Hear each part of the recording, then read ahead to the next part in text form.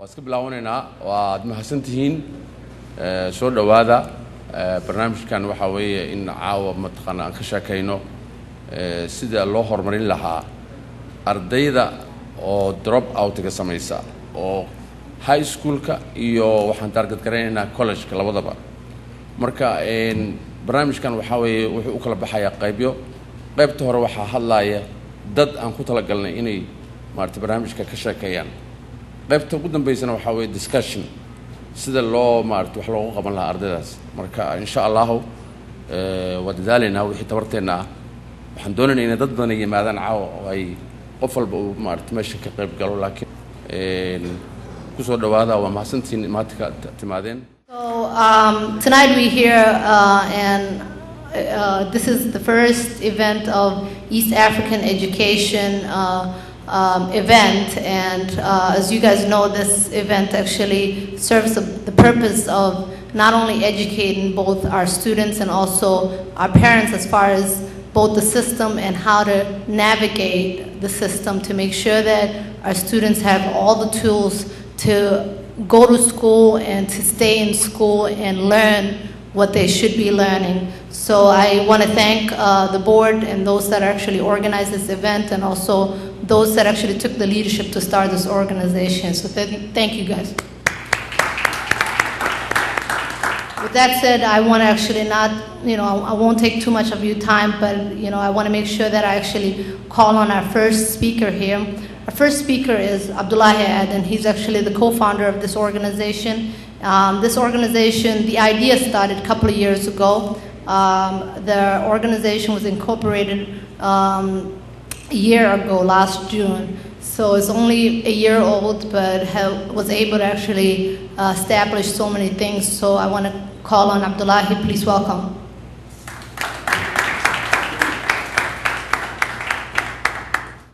Mark Wars, tonight I wanted to share with you this new non-profit organization that will work to get East African students into higher education and support the ones who are falling behind.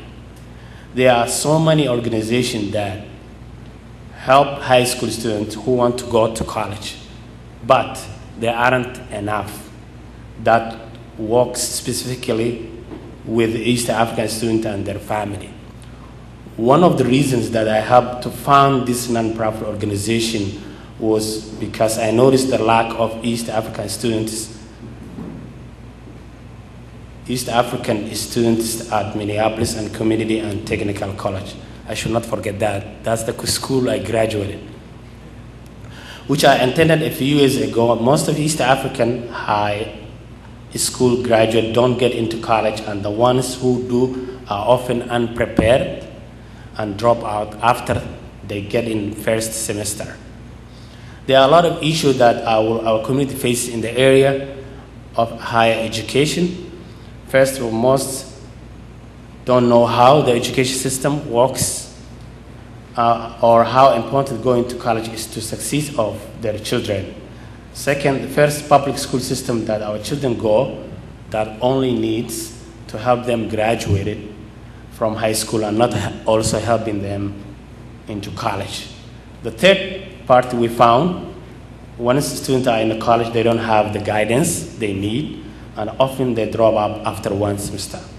East Africa Education will work to connect the youth of our community with college students who will guide them through the process and the first year of college. We'll work with their family to become a bearer and communicate with the family of our community. Here I want to ask you one question to the East African educator. Our high school students don't have enough role model or people to inspire them.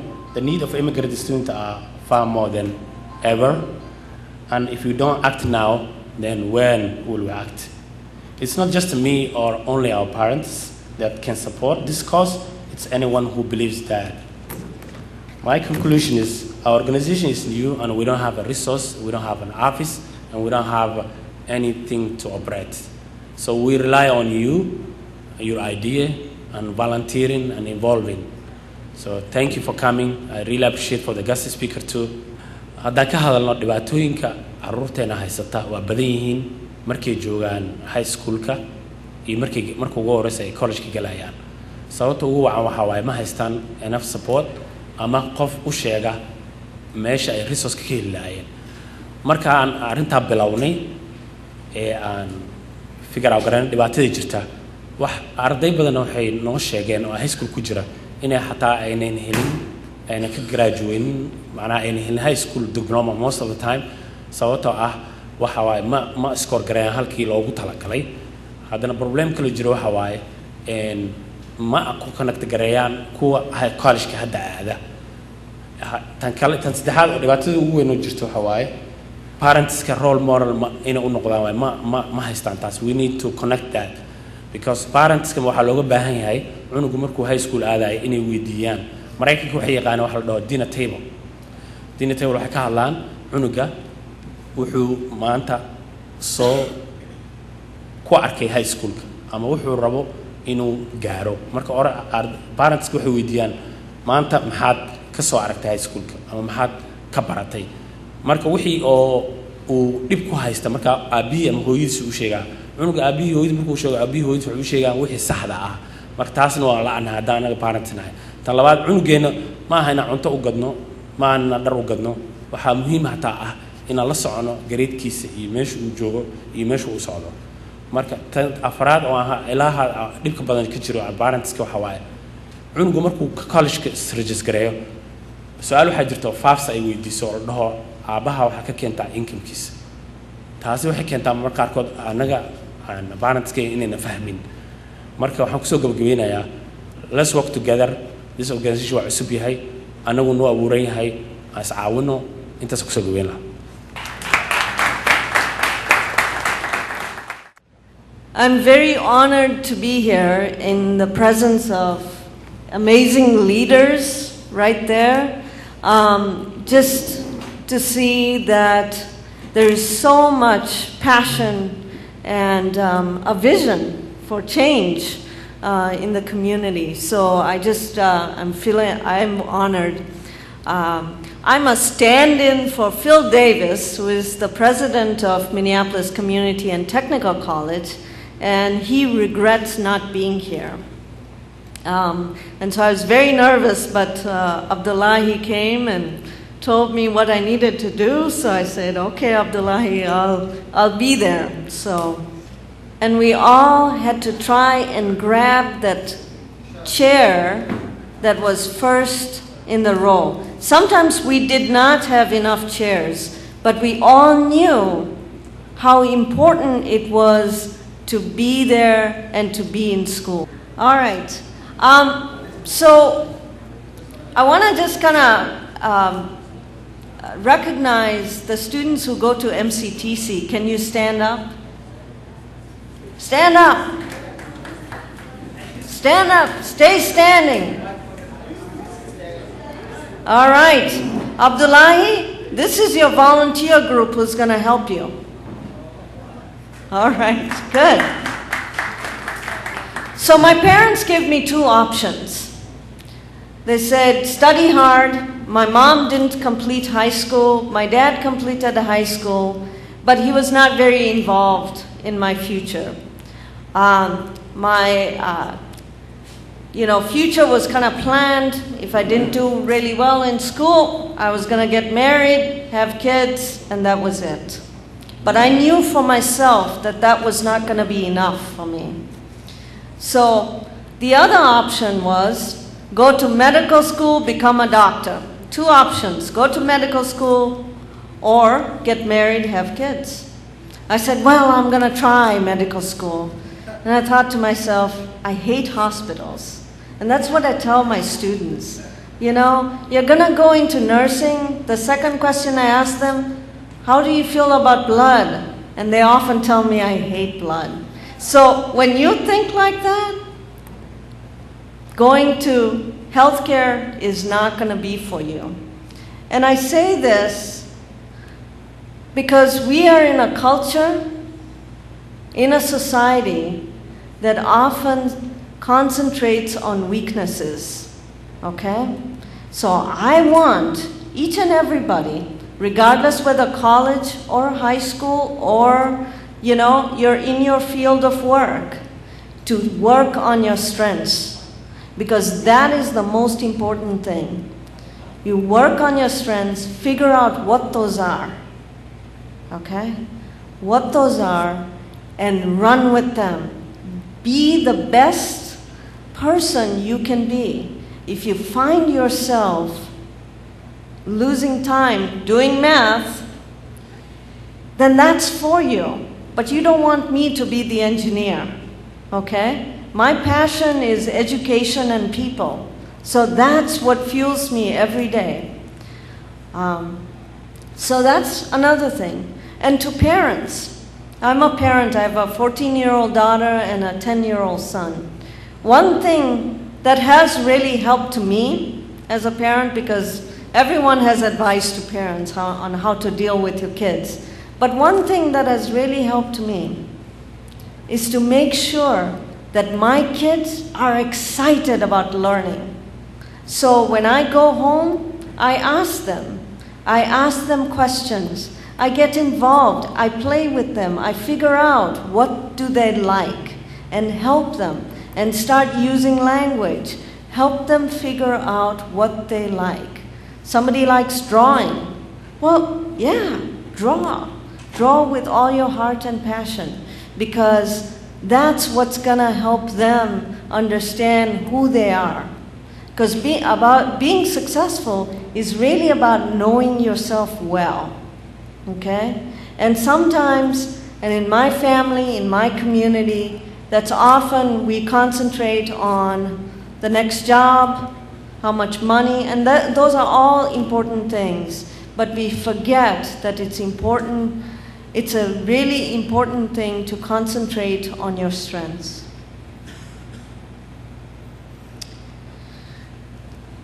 And I say this often enough to all my students, because part of how we see failure is when we keep on suppressing that passion and that connection.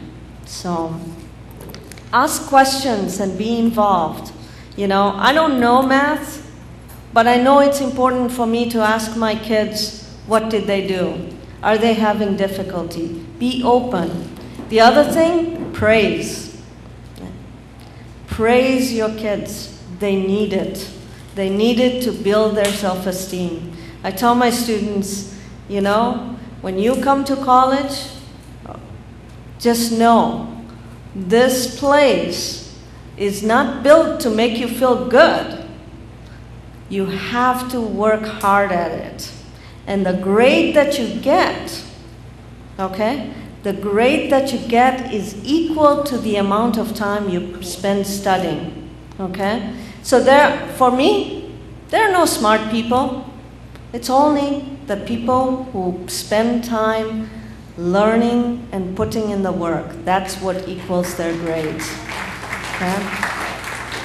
So I'm not telling everyone not to work on their weaknesses. So math, I had to learn it.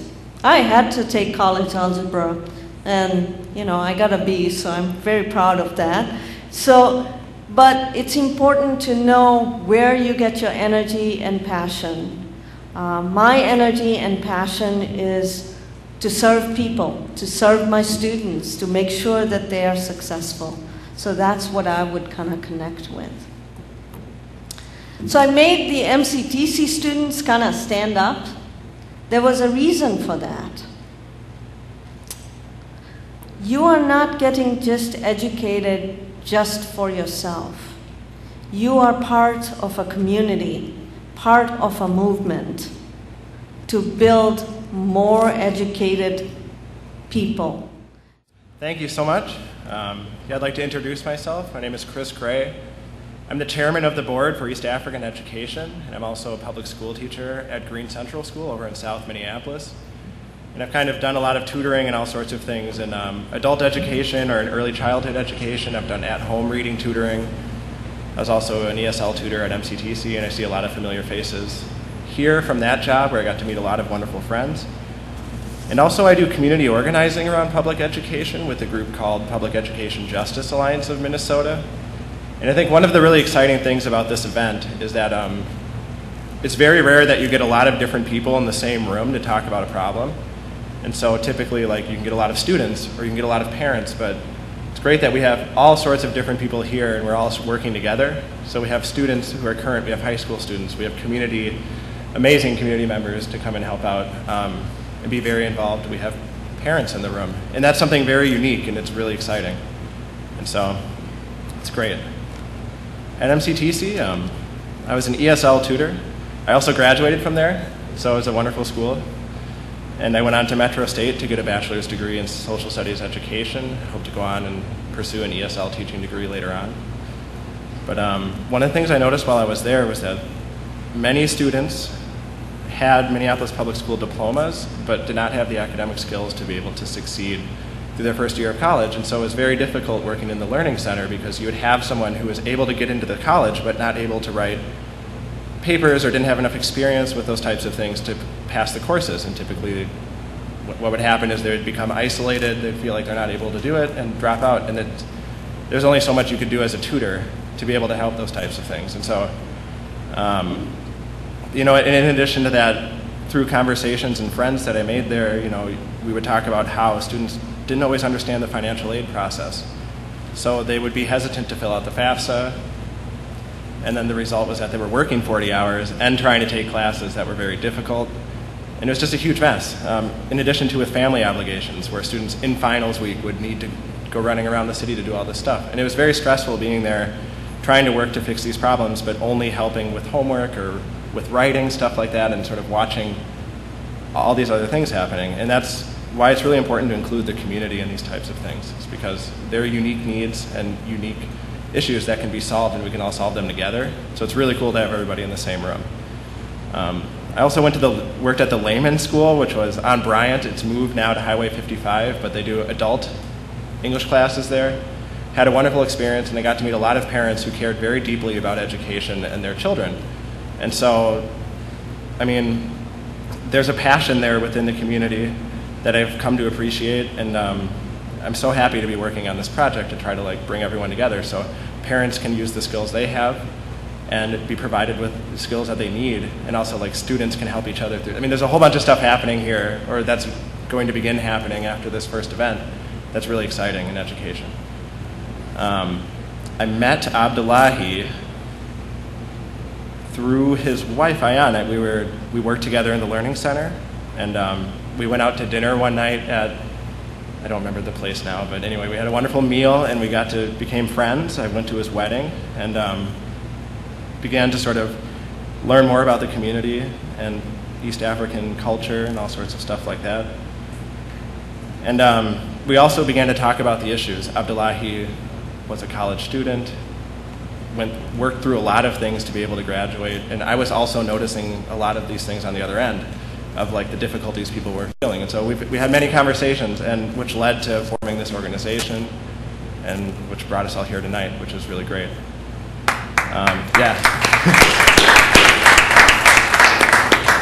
You finished high school, so what now? I guess you gotta pay for college, but how? You could have done it through knowledge with a full-paid scholarship straight to college. But in classes you were slacking off. Now all the colleges that were interested are backing off. And in your mind, this is racial profiling, and all the youth organizations is what you start dialing. But you got financial aid, your savior, but you won't get any of that with rude behavior. So get a role model, one that got you straight, takes you to the best colleges to avoid the hate. But in your mind, you decide to drop out, thinking that money is what college is all about. But it's not, since knowledge is key, makes the world a brighter place, shows you things you couldn't see, opens up many doors of opportunities. At the end of the day, makes a greater you and me. And with your parents by your side, you can walk into any college with nothing to hide. Because with all the selections, you can go so far, but you gotta burn through them books like a 6-second car. So for college, make a great start, one that's new, because the only one stopping yourself is you. Abdurrahman, thank you so much. Can you guys believe he's only 15? Wow. Give him another hand. But one thing I know, Abdurrahman is certainly ready for college because he has all the steps, he knows what to do, so congrats, and we'll look forward to seeing you in one of the great colleges and universities around maybe the Twin Cities. You can go anywhere. And maanta waxaan ka hadlaynaa tacliinta. Horta tacliinta intaynaan ka hadal halkan maxaynu ku nimi, saynu ku nimi situation kaynu ku nimi. Halkan kolkaynu nimi fiisa kumaynaan imanin, choice-na kumaynaan imanin, dalxiisna kumaynaan imanin, qaxoonti baynu ahayn. waxaynu kun emergency case buu ahaa imashadii halkan aynu ku nimi qof waliba wuu wareersanaa bal xusuusta haddaad yaryaraydeen hooyadiin markay idin waday ama eedadiin ama habaryartiin ama ayeediin waad garanaysaa situationkaynu halkan ku nimi naxdinta aqoon la'aanta waddankan aynaan aqoon u lahayn waxaynu ku nimi culture-kiisa maynaan aqoonin weather-ka maynaan aqoonin yacni waynu nimi anigu kolkan halkan nimi 1995 baan imi ilma yar baan watay oo 9 habeen jira wiil baa saa u eegay wiil yar baan watay oo 9 habeen jira wuxuu yidhi waa qaxoontigii ugu yaraa ee caalamka aan arkay buu yidhi wiilkayga markii aan imi waxaa lay keenay guri aad u qurux badan caanihii waxa noo yaala cunuga barwaaqo dhaybaradiisii dharkii cunuga yacni kaarbadkii nalkii magaaladii highwaygii waan aad iyo aad waxaan idhi alla halkan yaa 10 caruura ku dhala waa maxay jannadan yari bes caruurtaydii adigu weynaatay iskuul bay gaadheen markay iskuul gaadheen waxay ka bilaabeen daycare hair star kindergarten ilaa saasay ahaayeen markaasaa waxaan gartay ilaa dadkan America jooga waxay halka u dhalaan waxay og yihiin situationka halkan yaala iyo inay hard tahay inaad caruur badan halkan ku korisaa aad iyo aad bay u adag tahay waa dib weeyaan waliba kaaga sii daran ka waraado qaxoonti ku ah oo culture-kiisa aqoonin waa kadeed kale weeyaan saas oo tahay haddana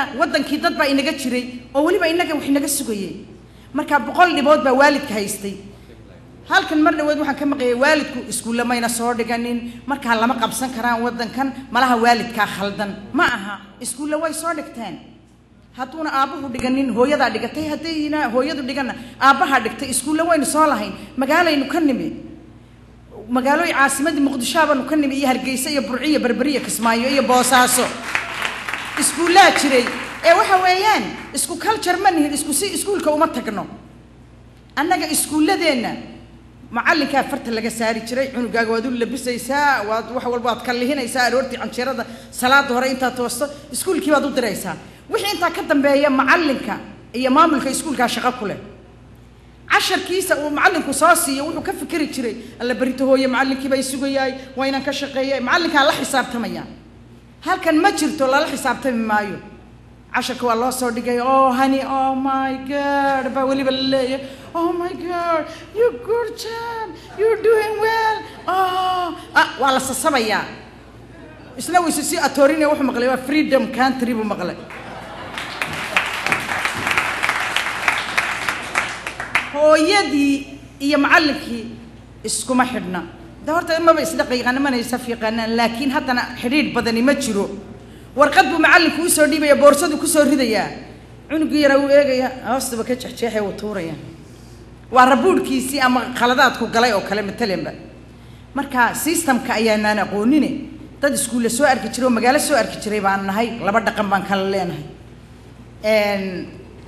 waxaa kale oo ka daran oo jiray iyaduna waxaa laga yaabaa ilmahaagii inuu dhowr iyo 10 jir 10 grade in la geeyaa laga yaabaa bayskiisii inuu dhisnayn baa laga yaabaa cunugii galaaskii buwag kuwii aabihii ka waaweyn baa loo soo dhiibaya oo intaa la leeg wax kama yaqaan casharadii way ku adag yihiin wax kasta ku adag cid ka caawisa male macallimadiisii waa dadka halkan isku af ma aha xitaa macallimadii uu ka cabsanaya hooyadii baa oranaysa uu iimanaya waryahe maxaa dhacay aad u sameyn weyday casharkaagii oo f baabad keentay saaqid iyo xumi doqon iyo xumi walla kaasaan kob caleelna ka soo durdurin kaasaa ila haray kolley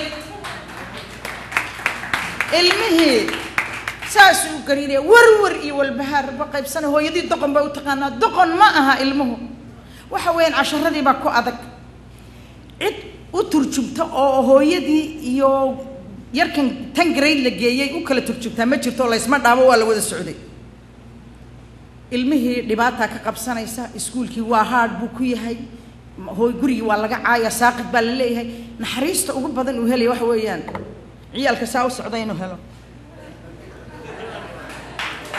halkaas uu tagayaa waayo cid kale u garaabaysa ma jirtaba ilmihii ilmo xun ma aha hooyadiina hooyo xun ma aha laakiin systemkii ma naqaano annaga wadankii ma naqaano hooyan ku waashay aabayaashii maya horta aabayaashii bar badan oo aan wadankii kaga imanin ba halkan aan nala joogin ogaado oo marka saasaa jirta wadankeeni macallinka ayaa wax ku bari jiray halkan adiga ayaa baraya xabada ilmaha waxa America ay u wadato waxa weeyaan saasay xabada yar u hayaan library-gii bay la tagayaan homework-gii bay ka caawinayaan macallimadii iyo waalidku isku xidhan yahay wax waliba markuu ilmuhu og yahay adiga macallimadu inaynan isku xidhnayn ismana aqoonina dhexdeena suuq buu ka sameysanayaa meesha doono maraya wuxuu doono sameynaya laakiin hadday tahay oo la isku xidhan yahay muuna heleen marka waxaan waalidiinta leeyahay ku xidhma macallinka iskuulka ku xidhma waan ogahay waalid ama hooyo walba waxaan ogahay inay jeceshay cunugeedu ka ugu sareeyo inuu noqdo laakiin yeyna idinka faa'iideysanin idinka iyo iskuulka dhexdiina cidigeline macallinka iskuulkaaga la soco waxaan jeedaa cunugaaga iskuulkiisa la soco macallimadiisa la soco si uuna uga helin meel u dhexdiina uga baxo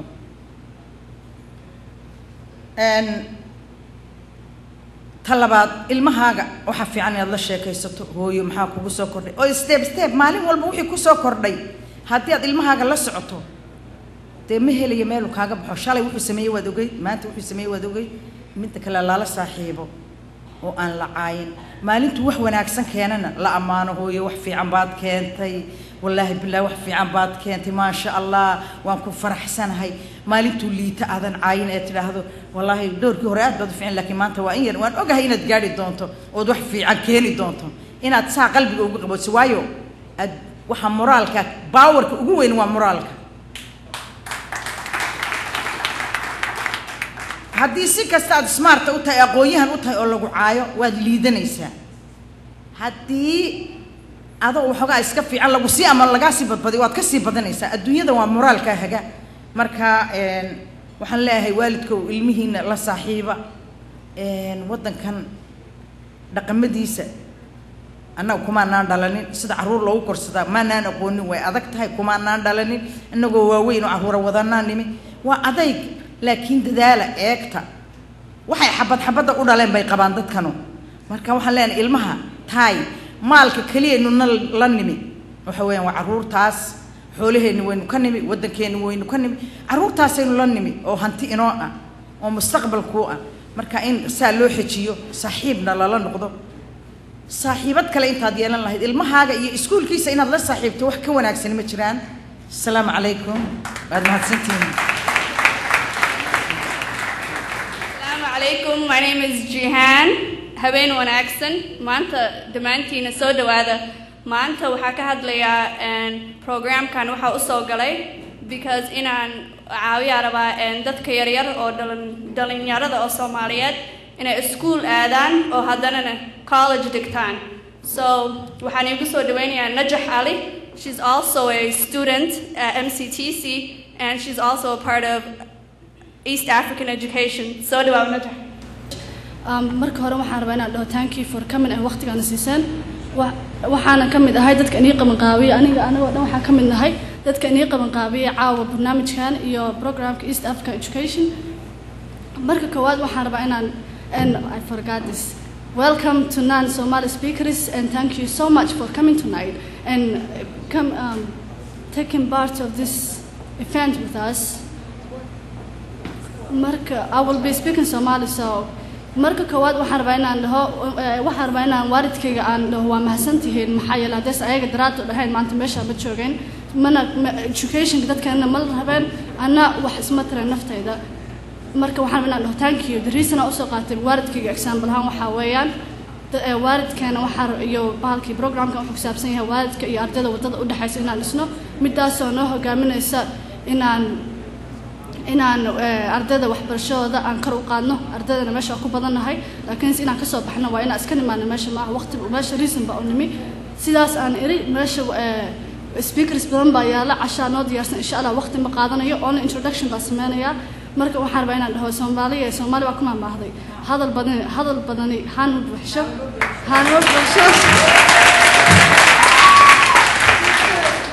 hadal badani haan u buuxsho marka waxaan dhahayaa hal mid baan ku dhahay waan inii ka tagayaa waxa weeyaan waqtigan waa muhiim waay meeshan waa inaan ka faa'iideysano waayo opportunity baan la siiyaa dadka badan haysan dadkan ima intana dadna waa naga maqayn dadna meesha waa nima intana mi reason ba unimi inaan ka faa'iideysano waqtigan anaguna dadka la sii faa'iideyno marka waxaan dhahayaa waqtigu seefaayo inuu sano jana aan jarno assalaamu calaykum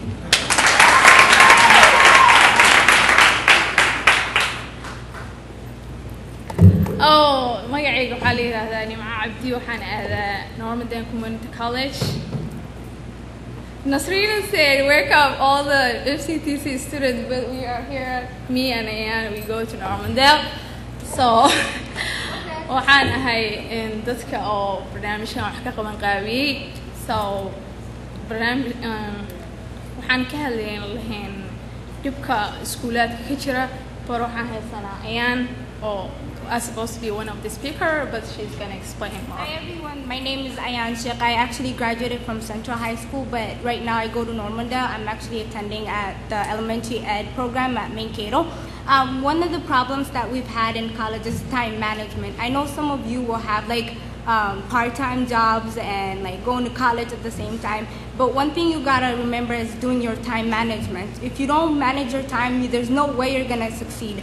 Knowing what college is different from high school, knowing like all these homeworks, there's not a teacher that's gonna tell you, hey, this is due tomorrow, this is due next week. You need to know what the deadlines are, and if you don't manage your time, you're gonna fail classes, and if you don't show up these classes, there's no way you're gonna succeed in school. Me and Nimho, we kind of figured if we manage our time right, we'll probably succeed in life. So thank you.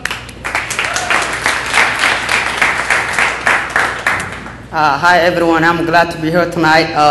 My name is Mustafa Sahal, and I got Normandale Community College. You know, when I was back in the day, I used to live in Phoenix, Arizona. I was in high school, and I had a lot of problems when I was in high school. You know, just teaching classes, and I also did not get all the credit that I need to graduate in high school. But I think this opportunity would be good, you know, to help all the students need help for the struggle and everything. They need help for example, like, you know, going to college and also applying a financial aid or even scholarships. For the scholarship, you know, in financial aid is only 4 years, and you cannot go to college at the same time and work part-time. It's going to be too hard for you, you know, to do all that, you know. You have to, when you have in high school, you have to apply financial aid and also scholarship too, because you know scholarship is going to help you out, and it can ease everything that you know. It's going to you're going to apply time. It's going to give you time to study. Example, if you're taking a one class, or full-time college students, you have to put more time each class. It's only one class is going to take to study 4 hours, because you're not going to have that 4 hours to study if you're working at the same time and going to college. I had that opportunity, but I blew it off. Right now, you know, I'm in college. You know, I started spring because I had a full surgery, you know, but I couldn't start at fall. And right now, I realize everything that you know I went through when I was in high school, but. I'm regret everything, but I'm still, you know, trying to apply for a scholarship or everything. And I'm glad to be here tonight. I don't want to be bored, so I'm not going to take that long. Thank you so much anyway.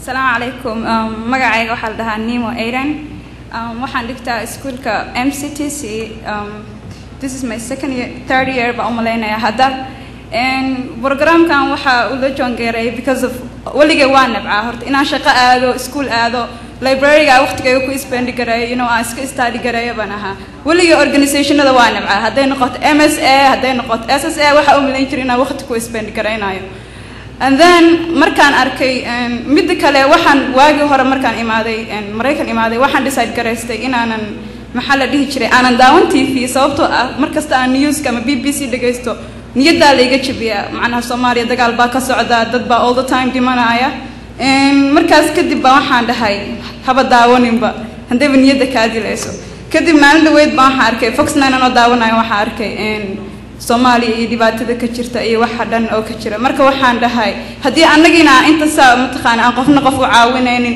ilmaheeni ay jeel aadayaan waalidiintii aysan waxbarashadii si fiican u fahansaneen Mareykanka ama waalidiintii iyaga laftigooda ilmaha niyada ka dilaaya sababtoo ah ilmo professor dhalay bay waxay la challenge gareynayaan cunug waalidkiis wax baranin cunug la dhahay oo yaqaan mataqaan professor iskuulkii yaqaan ilmihii u raacaya oo credit ku qaadanayo og maxaa la dhihi jiray major ku sameynaayo ama waxyaalaha dhan uu sameynaayo oo ilmihii la dhahay wax baro ba waalid kale wuxuu leeyahay naad doqon yahay xunta ah ilmahi waa ina bil u dirtid 40 hours a week shaqaysid at the same time maxaa la dhihi jiray aad iskuulka dhaqso garaajoysid sababtoo ah inaad lacag samaysid baa laga rabaa oo ilmihii u dirtid marka taas waxay qaadatay ilmihii inuu isagoo 40 hours shaqaynayo haddana week uu shaqaynayo haddana inuu qaato 20 credits hadhowdina iskuulkii inuu darab gareeyo sababtoo ah markuu dhii wada helo waalidkiina uu dhaho maxaa la dhihi jiray waxa tahay luusarad ama sidaas oo kale mid kale ilmaheena waxa arkaynaa gabar surwaal qabta madax qaawan waalidkii kale intii aan caawin lahayn